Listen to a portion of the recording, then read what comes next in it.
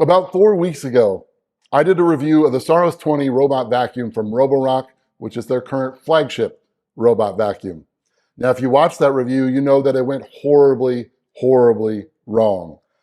In fact, in the beginning of that video, I said it was the most disappointing review I've ever done on this channel, and that is true. Well, another first on this channel, I'm giving them another shot. I'm going to tell you why I'm giving them another shot, and I'm going to tell you how it went. Let's get to it.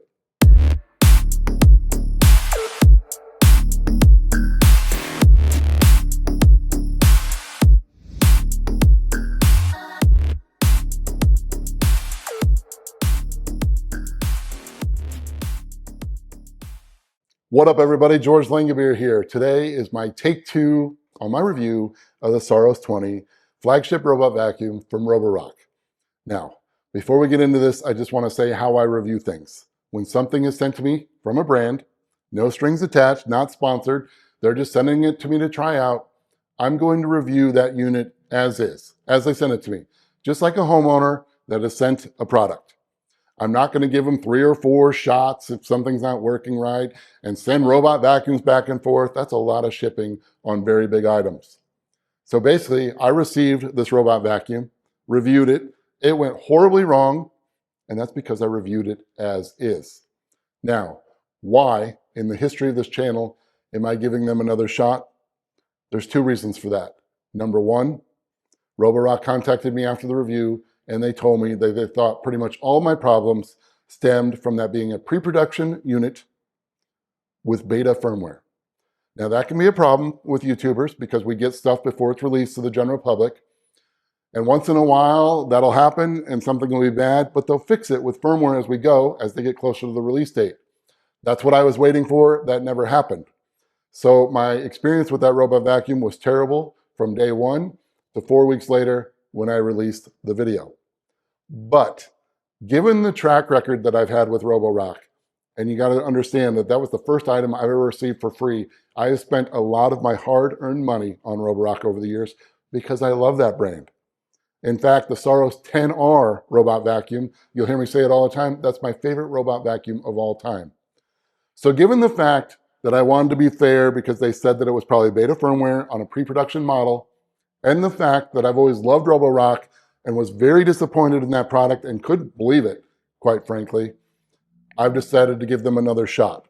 Now, I'm not going to do a full review because I did the pros and the cons and the price and the specs and all that in the last video. I'm going to put a link to that video in the description, so if you want to see my full review, check that out. But what I'm going to do today is just cover the cons I had and tell you whether or not they were fixed. Pretty simple. So let's get started with con number 1. All right, before we get into this, I just want to thank Roborock for sending me another Saros 20. This time it was a production unit running the latest production software.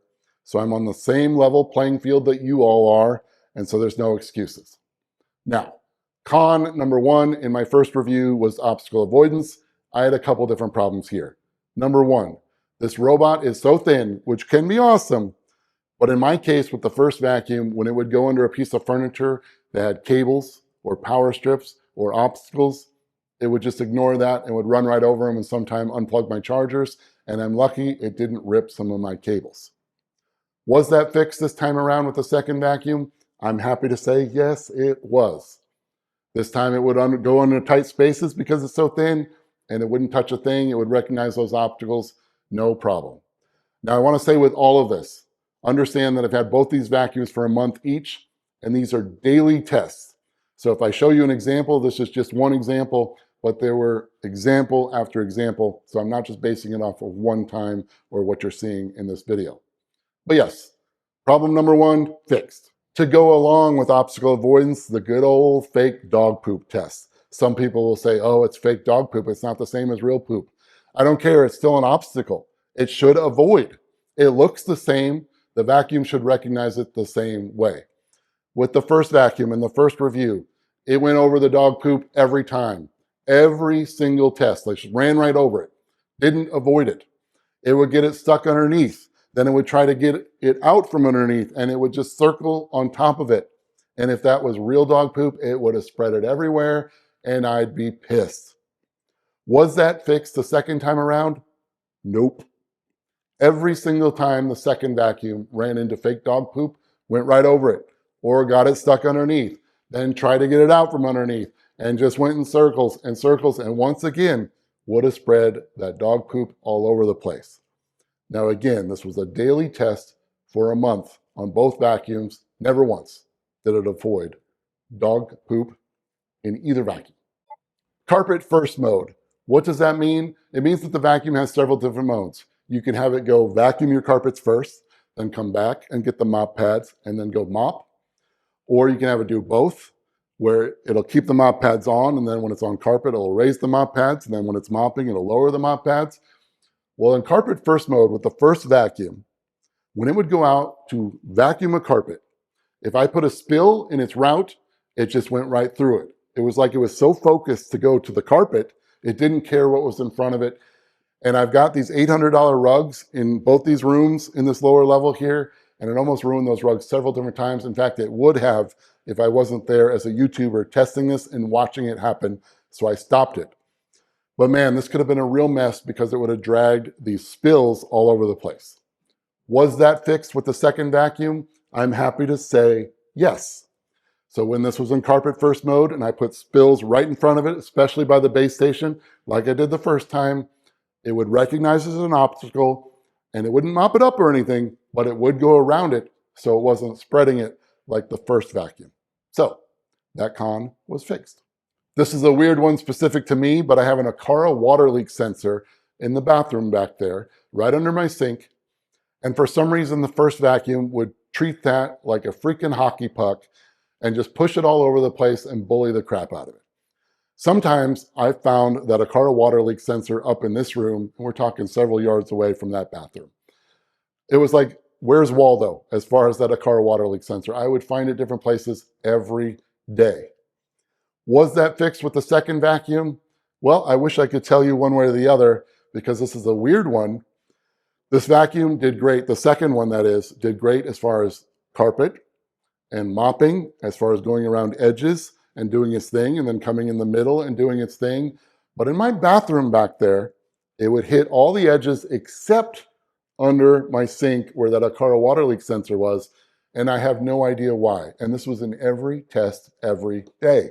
It was like that spot under my sink was a black hole. And you can see here, my sink is raised. It doesn't have a cabinet underneath it or anything. It should just go under there, no problem. So I can't say that it avoided the Aqara water leak sensor because it never went close to it. And I tried adjusting the map. I made sure it wasn't a no-go zone under that sink. Everything I tried, it was like the black hole in this apartment. It would not go under there. So I can't tell you one way or the other if it would avoid that sensor. Very strange. Another con I had in the first video was randomness in carpet mode. So when it does go out to vacuum a carpet first, that first vacuum, man, looked like it was lost. It was so random. It would just wander aimlessly and it would take forever for it to complete a room because of it. It was like something was broken as far as just navigating in general, not obstacle avoidance or anything, just doing its normal job. There was no rhyme or reason to it and I couldn't figure it out. Was that fixed? Yes, that was fixed. This time with the second vacuum in carpet mode, it would do exactly what it was supposed to. It would go on a carpet and go up and down and vacuum the whole thing, do the edges nicely, everything. It was perfect. So in that regard, good job. Suction power. Now this robot vacuum boasts some of the best suction power on the market right now. And I like to do a peanut test. Now keep in mind, I do a lot of different tests for suction power. But in the first video, I showed the peanut test. And the second video, I wanted to show you the same test, to be fair. Now, I'm weird about this peanut test. Sometimes I even count out the peanuts to make sure that it's the same amount for every vacuum I test, not just Roborock. And I can tell you, vacuums with lower suction power did way better in the test of picking up these peanuts. The first time, it never once picked up a single peanut. That's with the first vacuum. It was ridiculous. It was just like it avoided them altogether. Was that fixed? Sort of. Each time the second vacuum went over the peanuts, it would pick up one or two. And then it would do its pattern. And then it's set to where it would go and get, stained areas or high dirt areas. Well, it would go back to those peanuts, and eventually it got most of them, but it took a while, and it still wasn't all of them, and a lot of times it would just drag those peanuts to different places in the apartment.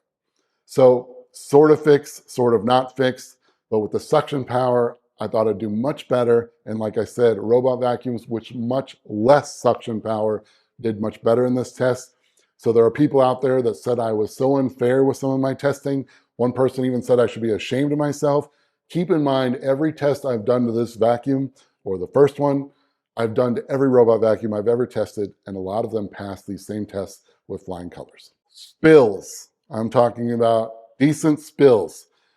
Now, this is another way that I saved my $800 rugs by watching this, because if I wasn't home and this happened, it would just spread stains all over, especially on the first vacuum. The first vacuum would just get in a spill and just spread it everywhere, never completely cleaning it.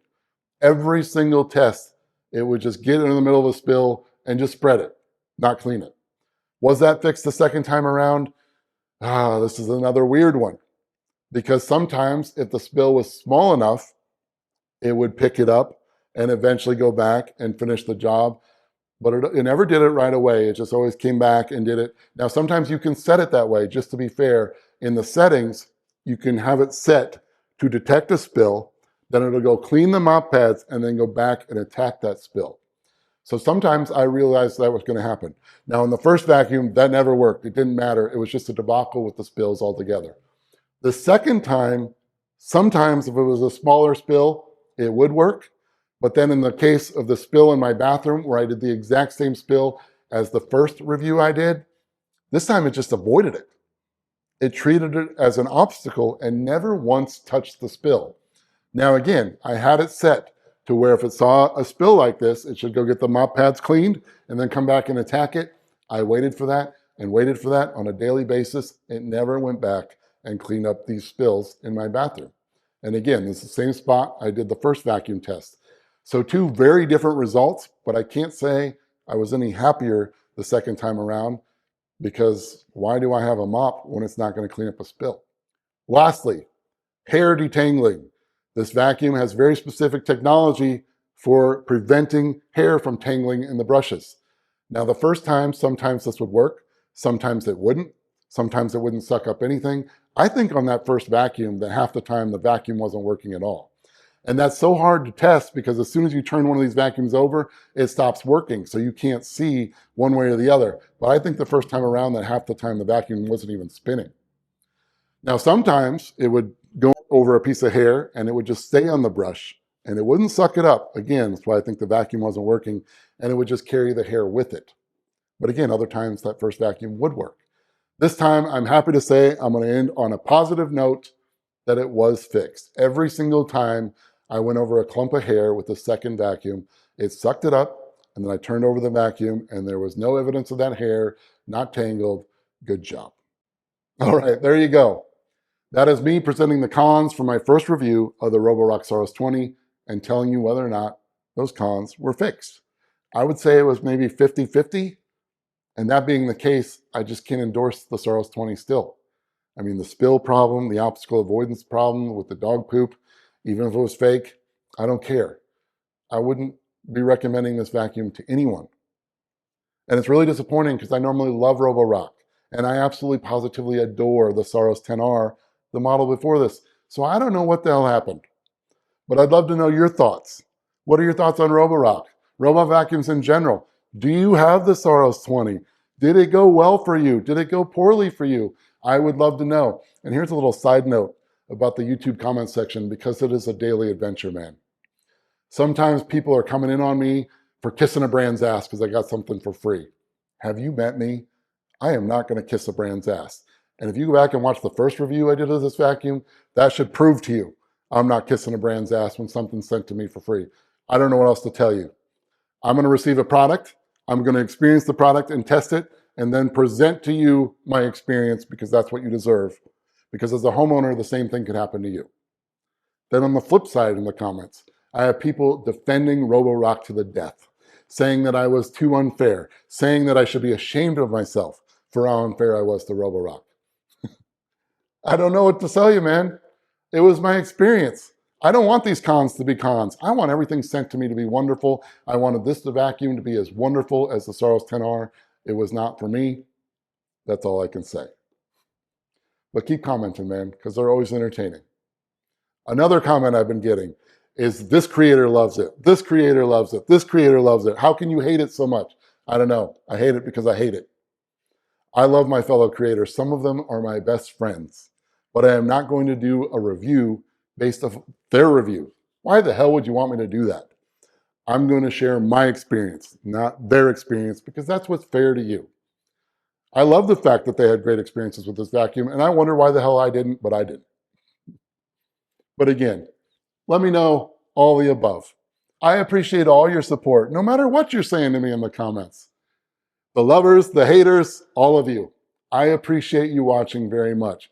But for those of you that do appreciate the way I do reviews, I love the crap out of you. And please, keep supporting, keep loving, keep liking, keep subscribing, and come back for the next one. But to every single one of you, peace and love, my friends.